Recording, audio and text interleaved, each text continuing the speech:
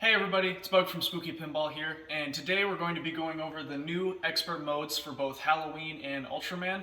It's the first day of 2022. We hope everybody had a great holiday break.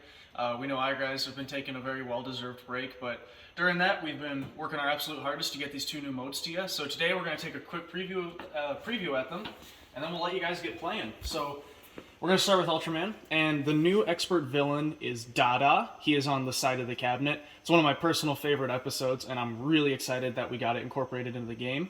So, Alien monsters are the way coming to Earth. that you'll get to Dada for now is that you start the game, you're playing. If you visit two Pigmon modes, so at the mode select menu, you visit two of those modes, and Dada will be lit at the scoop. So I'm going to quick run through just two of those modes, and then we'll come back right at the start of the Dada mode so you guys can see that. Okay, so we have beaten two of the Pigmon Monster Battle modes here. You just have to visit them, but if you beat them, that's good too, I mean. So as long as you visit two of them, you will light Dada at the scoop. You can see that Dada's lit at the scoop when it's blinking blue. Currently, after you've visited two of the Pigmon Monster Battles, it'll blink blue. When you shoot the scoop, it'll automatically start the mode. In the future, we will likely put Dada in the mode select menu, and we will lock him until you've beaten those other two modes. We kind of wanted to give it a shot this way first and see what people thought of it. So we're going to roll with that now, but he will likely be in the mode select in the future. So we're going to shoot the scoop to start Dada. So it says, watch for flashing blue light to reveal Dada. So we want to pay close attention to the playfield for the flashing blue light. It's at the left ramp. Okay, so you want to pay attention to that because it's only going to reveal it for a brief amount of time, and then it's hidden. Everything in the playfield will go white, and you won't be able to see where it is. He's still in the same spot. So if you're familiar with the episode, Dada goes invisible all the time so he can fight people and beat up Ultraman. So he disappears and reappears. Kyle gives me a call out letting me know he's about to move. Okay, so he's moved to the middle playfield on that upper left target. Every single time Dada moves places, he will do damage to Ultraman. So you don't want to let him move too much because obviously it will kill Ultraman over time. So as Dada moves, we're going to want to find him. So he's about to move. Okay, he's in the top right spinner in the upper playfield. So we're going to try and get up there really quick before he moves again. And we'll catch him, and then we'll start beating him up. So here we go. Uh-oh, I missed. Alright, so we found Dada. I'm just going to let this fall down because my shots to beat Dada up are on the base playfield. So when I shoot these, that's going to do damage to Dada now that I've revealed him. He's no longer invisible. So we'll shoot there. Oof, airball. Shoot there. Get up the center rim. So again, each of these shots is doing damage to Dada. Nope, don't tilt out. Alright. So, after he's only visible for a certain amount of time, and then we're going to light these green shots, which is any spot we can hold the ball for a lock shot. So let's throw it in one of them. And when you do lock the ball at one of these shots, it will do damage to Dada as well, but he's going to disappear again. So pay attention for that blue light. Okay, it's on the upper playfield on the drop target. We really wanted to make sure that we used all of the spots on the game that we could for this mode. To really have Dada just be hiding anywhere. I only got a certain amount of time? No, don't move! Ah. Oh, okay, well. So he's still at the upper playfield target. It being randomized makes it pretty fun, because it might actually end up in the same spot sometimes, which is fun. So, I'm going to try and get up there, but I'm bricking terribly so far. It's the easiest shot in the game, I swear. Alright, let's hold the ball and wait for him. Alright, perfect, easy.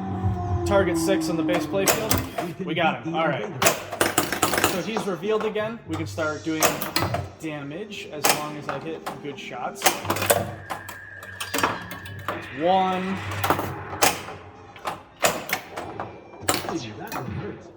So when Kyle says that one hurt, that means he's at 50% health. So 40%, 30%. We got two more shots for Dada to be killed.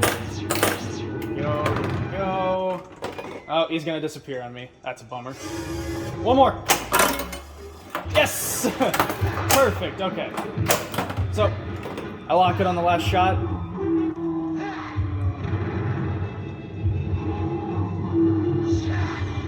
All right, left stand-up target there.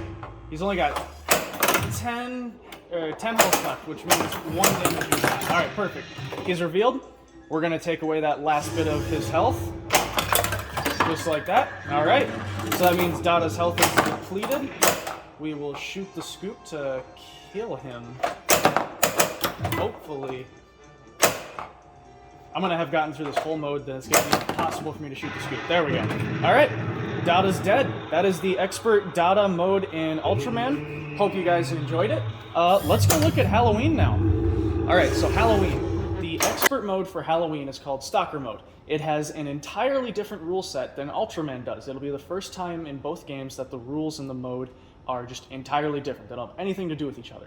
So the way you get to the Stalker mode right now is you visit 2 of the Jack-o'-lantern modes. Ideally, you beat them both as you go, but you just have to visit 2 of them, and then Stalker mode is lit at the scoop. You'll know because the scoop light will be blinking blue. In the future, we will likely put the Stalker mode in the mode select menu, just under expert mode, and it'll just be locked off until you've beaten 2 other modes. So I'm gonna real quick run through and beat 2 of my modes here so that we can start the Stalker mode for Halloween. Alrighty, so I've beaten 2 of my jack-o'-lantern modes here, which means that my pumpkin is now lit blue at the insert. So I can start the Stalker mode now. Before I get into the mode, it's a very quick, fast-paced mode with a lot of things happening, so it's really hard to explain while I'm playing. So I'm going to give a brief description of the mode before we start so that hopefully it makes a little bit more sense. So basically what you'll have is the display will be split into 4 quadrants. The quadrants are, you have this left area, which is the head. You have this right area, which is like the pumpkin and the Judith Myers tombstone. You have the asylum area, and you have the house area.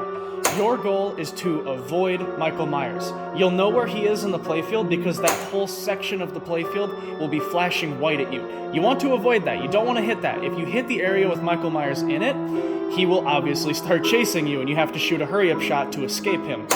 So you want to avoid him, obviously. When you're in a certain area, you want to collect all the lights in that area to build an absolutely massive jackpot if you collect all the lights in that area. Michael's going to be moving from area to area, so you want to avoid him, so it's a risk-reward.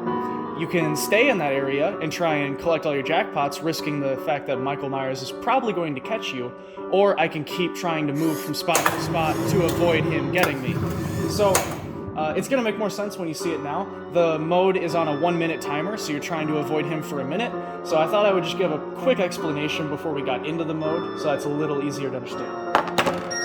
And actually, at the start of the mode, you'll even have some rules pop up to explain it to you. Avoid flashing white lights, shoot colored lights to move Lori. You will see yourself on the display as well. If Michael catches you, shoot the hurry up to escape.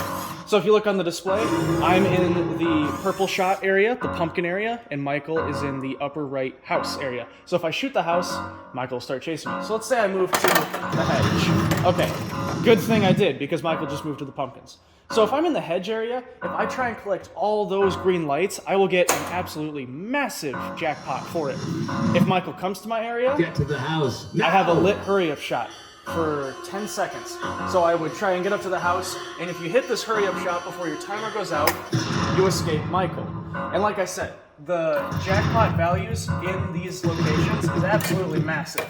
So like, me beating that house, I collected all the blue lights in the house, is 5 million points for doing so. Michael finds me. Hurry, man. So, from here we'll start playing, unless I can't shoot that. There we go. Alright, so the other way, so that's how you kind of stay in one area, try and capitalize off of all the lights there.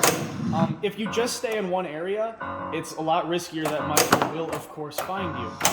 Let's try and keep avoiding Get to the house now. Okay, so we're back up to the house for a hurry shot. Whoop. Come on. Come on. I might have to cheat. Sorry. Yeah, we're gonna cheat. Okay. It's an expert level difficulty mode. It's tough to get through and explain at the same time. So my minute's almost up. We've successfully avoided Michael for the full minute. When the minute is up, you'll have 1 hurry up left at the right scoop. You shoot that, and congratulations, you have survived. So that is the Stalker mode in Halloween. It's a very fast-paced, intense mode. You want to avoid Michael Myers while also scoring all those massive, massive points in the different areas of the game. But it's very high risk because if you stay there, Michael will get you. I'm going to play one more game on it where I don't really explain much. I'll just kind of play it through so you can see it in action. Alrighty, so the Stalker mode is lit. We'll start that up. One thing I did want to mention is that every time you do shoot one of these lit shots, you are building up your hurry-up shot value. So it's very helpful to actually keep moving around and whatnot. Like, if your plan is to just kind of stay put and you don't want to hit anything because you think it's too high risk, it's not really going to help you a whole lot because your hurry-up value isn't going to be anything for when Michael does catch you. So if you want to have a monster, we'll just pretend it didn't happen. If you want to have a monster scoring mode, you want to keep moving around. Oh, okay, so Michael's got us. Right ramp. We got a right ramp.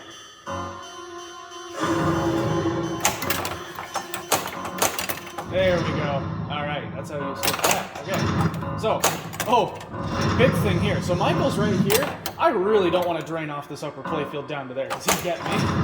Alright, I collected that area. I'm going to let it fall. Move me to a new area. Just like that. Perfect.